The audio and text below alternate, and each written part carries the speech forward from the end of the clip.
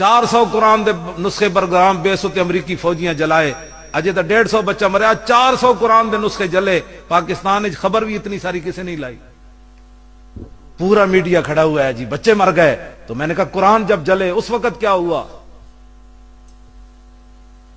کوئی بات نہیں کرنی حضور کی عزت پر، قوم کو بھی ڈرا کے رکھنا ہے، حضور کی عزت پر بات کرو، پھر سب کی عزتیں بچ جائیں گی۔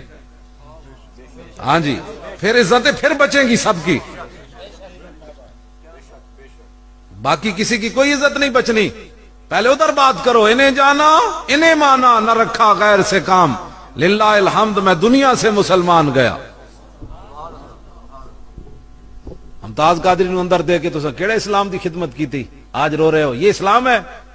یہ مولوی دہشت گرد ہے۔ میں آقا خبردار ہے کوئی لفظ کہے، مولوی دہشت گرد نہیں، دہشت گردوں نے داڑیاں رکھ لی۔ ہاں یہ خیال، دو فرق کرو۔ ہم اتنے لاوارث نہیں ہیں کہ ہمیں کوئی دہشت گرد کہہ کے نکل جائے۔ جنہوں نے دہشت گردی کی ان کو پکڑو، ان کو پھر تلاش کرو۔ دہشت گردوں نے داڑیاں رکھی، تاریخ اسلام میں آج تک کوئی مولوی دہشت گرد پیدا نہیں ہوا۔ جو اٹھتا ہے کوئی داڑھی کے خلاف باتیں کرتا ہے، کوئی مولویوں کے خلاف باتیں کرتا ہے، پکڑو جنہوں نے کی ہیں۔ لیکن کسی کو حق ہم یہ نہیں دے سکتے کہ اس بہانے وہ کہے جی اس پاکستان کا نام بدل دو، عوامی جمہوریہ رکھ دو۔ تمہارے باپ نے پاکستان بنایا، پاکستان جنہوں نے بنایا اس کا نام یہی رہے گا قیامت تک، اسلامی جمہوریہ۔ عوامی جمہوریہ یہ نہیں ہو سکتا، عوامی جمہوریہ چین ہو سکتا ہے، روس ہو سکتا ہے، جناب یورپ کے اندر ملک ہو سکتے ہیں، یہاں محمد عربی کے غلاموں نے خون دیا، یہ قیامت تک اسلامی جمہوریہ ہی رہے گا۔ باتیں کرتے ہیں تو ساتھ اسلام نے دیتا کہ ساڑھے فقیرہ نے پاکستان بنایا۔ پیر جماعت علی شاہ صاحب نال کھڑے ہوئے قائد اعظم دے، محدث کچھوچوی نال کھڑے ہوئے، سید نعیم الدین مراد آبادی نال کھڑے ہوئے، بڑے بڑے ساڑھے فقیر نال کھڑے ہوئے، ایویں تھوڑا پاکستان بن گیا۔ پھر پاکستان عاشقان مصطفیٰ نے بنایا۔ قائد اعظم محمد علی جناح ایک غازی علم الدین کا مقدمہ لڑنے کے لیے 14 جولائی 1929 بمبئی سے چل کر لاہور آئے۔ اقبال نے بلایا، انہیں کہا عاشق رسول کا مقدمہ لڑو۔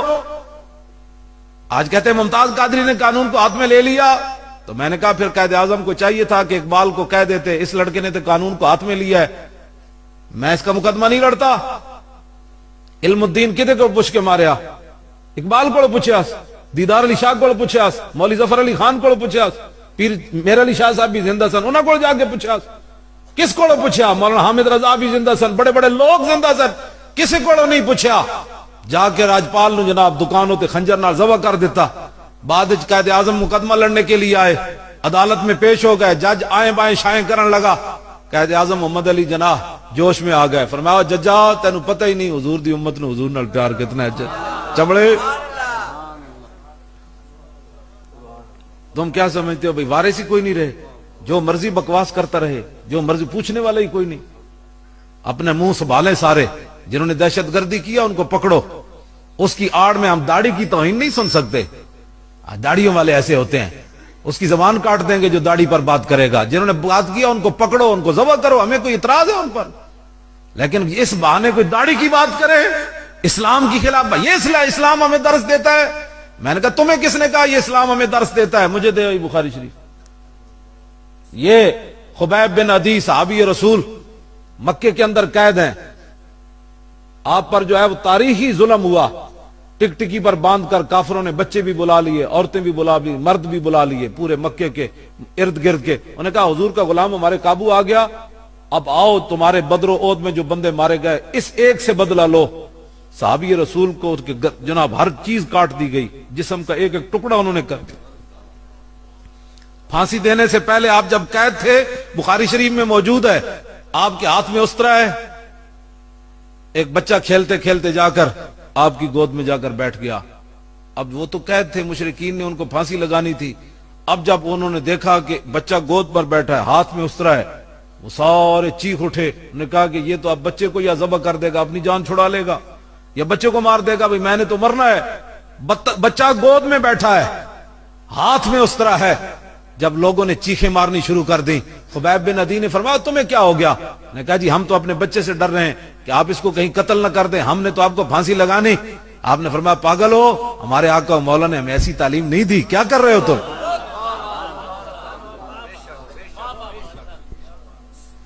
میں نے بخاری اس لیے ساتھ رکھی ہے. اور آپ نے تختہ دار کے اوپر ترانہ پڑھا, جو بخاری کے اندر بھی کچھ شعر موجود ہیں, سیرت کی کتابیں بھری پڑی ہیں.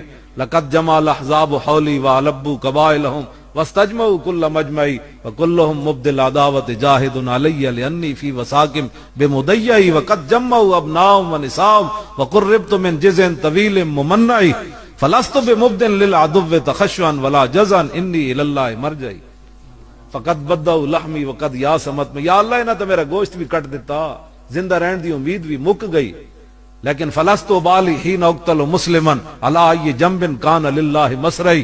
آپ نے تختہ دار اتے ترانہ پڑھیا, فرمایا کافروں میرا جسم کاٹ کر تم کیا محسوس کر رہے ہو کہ ہم نے اس کو برباد کر دیا؟ مجھے اس بات کی کوئی پرواہ نہیں, اس لیے کہ میں دنیا سے حضور کا غلام جا رہا ہوں. وذالک فی ذات الالہی وان یشاء یبارک علی صالح شلو ممزئی. تم نے میرا جسم کاٹ دیا, لیکن یاد رکھنا جس رب کے راستے پہ میں جان دے رہا ہوں وہ قادر ہے کہ میرے کٹے ہوئے جسم کو پھر جوڑ دے گا. آپ نے تختہ دار کے اوپر یہ ترانہ پڑھا اور گود میں بیٹھے ہوئے بچے کو ان کے سپرد کر دیا. فرمایا نہیں نہیں, ہمیں تو یہ تعلیم ہی نہیں دی گئی. آپ کیا بچے کو میں مار کر اپنی جان بچاؤں گا؟ لے جاؤ اس بچے کو. اسلام پڑھا نہیں ہے تو پھر اسلام پڑھو. ہر بندہ اٹھ کر اسلام اس بات کا درس دیتا ہے. میں نے کہا اسلام اس بات کا درس نہیں دیتا, لیکن اسلام بغیرتی کا درس بھی نہیں دیتا, یہ بھی یاد رکھنا.